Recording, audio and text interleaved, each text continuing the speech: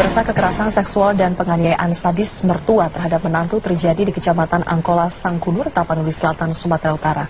Menurut Komnas Perlindungan Anak Tapanuli Selatan, termasuk daerah darurat kejahatan seksual. Polres Padang Sidempuan telah menangkap 3 tersangka pelaku kekerasan seksual dan penganiayaan sadis di Kecamatan Angkola Sangkunur, Tapanuli Selatan, Sumatera Utara. Ketiga tersangka adalah suami, mertua laki-laki, dan mertua perempuan korban yang kini ditahan di Polres Padang Sidempuan. Terungkapnya kasus ini berawal dari beredarnya video amatir berdurasi sekitar 7 menit. Video yang direkam warga sekitar ini menggambarkan seorang wanita yang diikat di pohon kelapa tanpa busana. Peristiwa yang perlu melibatkan peran serta masyarakat karena kasus kejahatan di Tapanuli Selatan, termasuk juga di Kota Padang Sidempuan itu sudah masuk dalam taraf darurat kejahatan seksual. Karena apa? Dari 60 kasus misalnya yang ada dari beberapa tempat itu adalah 52% itu merupakan kejahatan seksual. Polisi sudah menahan pelaku kekerasan dalam rumah tangga yang terjadi di Tapanuli Selatan, Sumatera Utara. Namun polisi masih terus mendalami kasus ini. Dan kita akan bergabung bersama reporter Wilson Purba yang akan melaporkan langsung dari Medan, Sumatera Utara.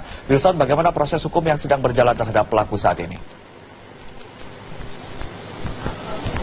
Ya, Ade, saat ini 3 orang pelaku, yaitu suami dan juga kedua, maksud kami dan juga mertua dari korban sudah ditahan di kepolisian Polres Tapanuli Selatan. Dan saat ini YG sudah ditetapkan sebagai tersangka dan dijerat pasal hukum, maksud kami pasal nomor 44 Undang-Undang Republik Indonesia nomor 23 tahun 2004 tentang kekerasan dalam rumah tangga dengan ancaman 5 tahun penjara. Dan untuk kedua orang tua tersangka ini masih belum ditetapkan status hukumannya, namun saat ini masih terus diperiksa oleh pihak kepolisian.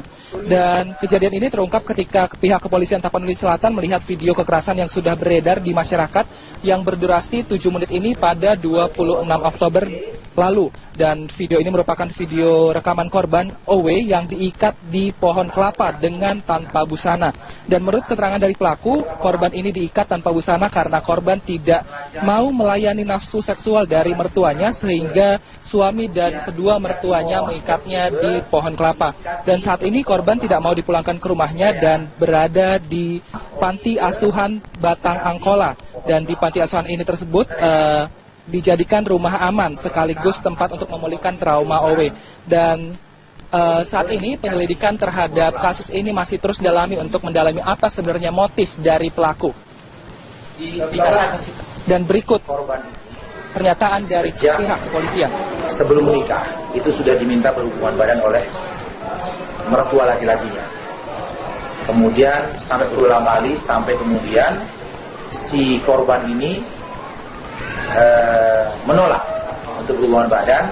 Akhirnya kemudian mertuanya ini marah, baru kemudian dia ditelanjangi dan diikat di pohon kelapa seperti itu. Ade.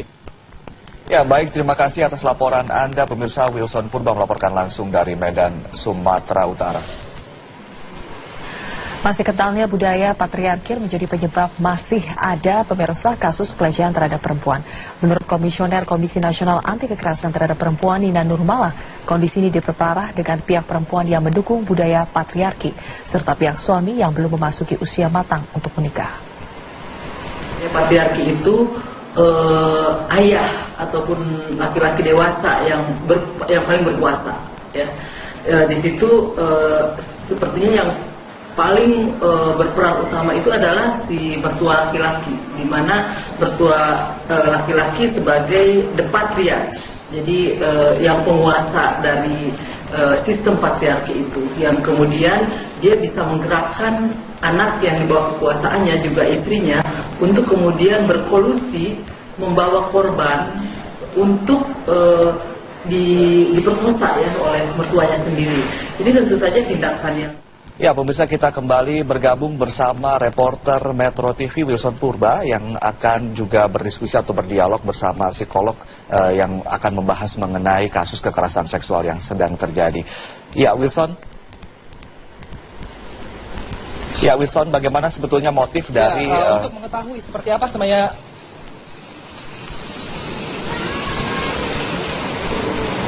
Ya, Ade, untuk mengetahui seperti apa sebenarnya motif dari terpelaku mengenai kasus ini sehingga dan juga melibatkan dari kedua orang tuanya, bersama saya sudah ada Profesor Badarudin yang merupakan profesor sosiolog dari USU. Prof, sebenarnya seperti apa kejadian ini? Bagaimana Profesor melihat kejadian ini? Apakah ini murni unsur dari KDRT atau ada unsur lain gitu, Prof? Kalau saya melihat kejadian ini merupakan krisis moral yang sangat luar biasa yang terjadi di masyarakat kita dewasa ini, khususnya yang terjadi di Tapanuli Selatan ini. Kalau kita melihat sebenarnya fenomena ini merupakan salah satu gambaran bagaimana otoriter yang terjadi pada orang tua. Karena kalau kita lihat misalnya ini kan diinginkan oleh orang tuanya gitu ya, bukan sebenarnya semata-mata keinginan dari si anak, tapi si anak yang merasa takut ya, tidak bisa memenuhi keinginan dari orang tuanya sehingga dia memaksa istrinya.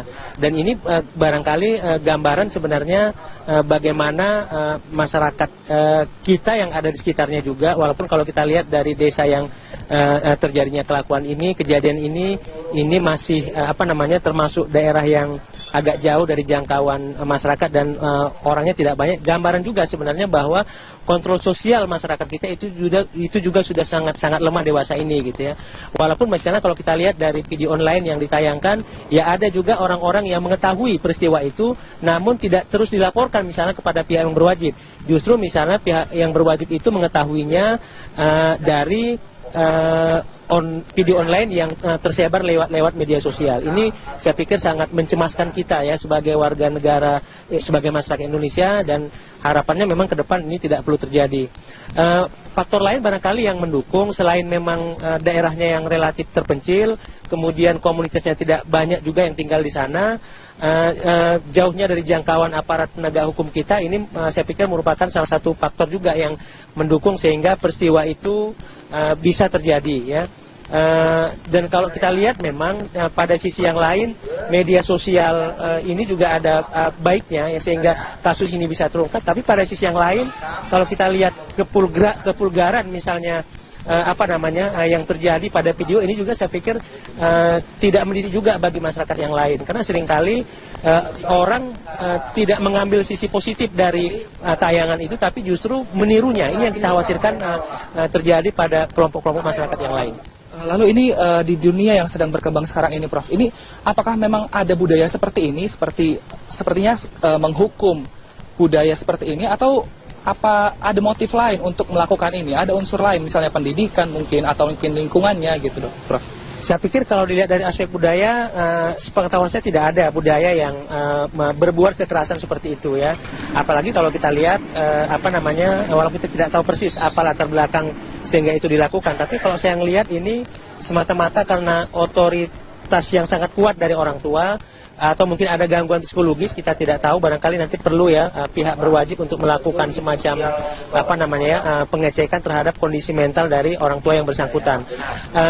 Kalau kita lihat memang dari latar belakang pendidikan saya pikir juga sangat terkait, karena kalau kita lihat si pelakunya, suaminya juga pendidikannya tidak sekolah, orang tuanya juga seperti itu. Ini juga gambaran sebenarnya bahwa pendidikan itu menjadi sangat penting baginya. Walaupun saya tidak mengatakan bahwa orang yang berpendidikan tidak melakukan tindak kekerasan, tapi biasanya orang yang berpendidikan akan lebih berpikir rasional sebelum melakukan tindakannya.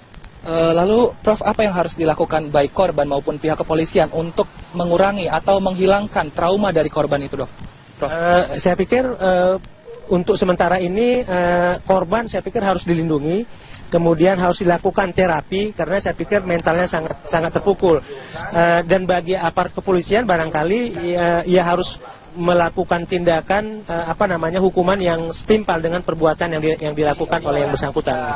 Lalu apakah saat ini diketahui bahwa korban tidak mau pulang ke rumah orang tuanya dan memilih tetap untuk berada di panti asuhan? Apakah itu menjadi salah satu dampak trauma gitu sehingga dia bahkan tidak mau bertemu dengan orang tuanya sendiri, Prof? Ya, saya pikir ini merupakan trauma gitu, karena ini yang kita dipahami barangkali orang yang bersangkutan, dia pasti tahu kalau dia kembali kepada orang tuanya barangkali juga tidak ada yang bisa menggaransi gitu. Karena kita nggak tahu ini ya si pelaku ini misalnya apakah orang yang sangat ditakuti di kampungnya misalnya gitu ya. Nah kalau seandainya memang yang pelaku ini termasuk orang yang ditakuti di kampungnya misalnya, dalam tanda petik ditakutinya gitu ya, maka orang tuanya sendiri pun barangkali tidak bisa berbuat banyak gitu. Nah, ini barangkali yang dikhawatirkan oleh si korban tadi, sehingga dia memang tidak mau pulang ke rumah orang tuanya. Ya.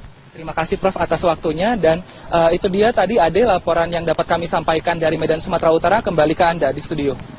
Iya, baik, terima kasih atas laporan Anda. Wilson Purba melaporkan langsung dari Medan, Sumatera Utara. Pemirsa, tersangka pembancok anggota DPRD Tapanuli Tengah, Martin Tobing, ditangkap polisi. Tersangka yang merupakan penambang liar kini menjalani pemeriksaan. Seorang anggota DPRD Tapanuli Tengah dibacok penambang liar dengan cangkul di lokasi galian sungai Desa Rina Bolak, Tapanuli Tengah, Sumatera Utara. Sebelumnya korban bermaksud mendamaikan warga dengan penambang liar.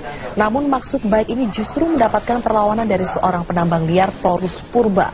Pihak kepolisian akan memproses cepat kasus ini.